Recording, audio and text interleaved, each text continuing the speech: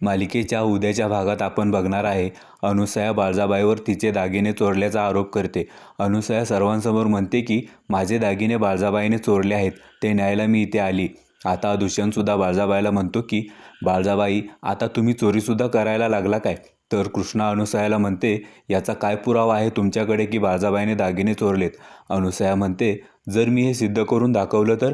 बाळजाबाई म्हणते, जर तू हे सिद्ध केलं तर मी स्वतः हे दागिने तुला सन्मानाने देईन, पण हे दागिने जर माझे आहेत असं सिद्ध झालं तर तुझ्या हाताने हे दागिने सन्मानाने तू माझ्या अंगावर चढवायचे। बाळजाबाई दुष्यंतला सुद्धा अनुसयासोबत खात्री करण्यासाठी पाठवते, पण अनुसयाचे दागिने तिच्या कपाटात तसेच शाबूत असतात। बाळजाबाईने चोरी केलेलीच नसते। दुष्यंतसुद्धा अनुसयाला म्हणतो, मोठी आई, तुम्ही ही दागिने चेक केले नव्हते का? आता कृष्णा अनुसयाला सांगते, हे दागिने उचला आणि सन्मानाने बाळजाबाईच्या गळ्यात घाला। पण अनुसया म्हणते, मी तुझं काय ऐकू कृष्णे? कृष्णा म्हणते, ऐकावंच लागेल। अनुसया म्हणते, मी सासू आहे तुझे कृष्णे, विसरू नकोस। पण आता कृष्णा म्हणते, मी या गावची सरपंच आहे हे तुम्ही सुद्धा विसरू नका।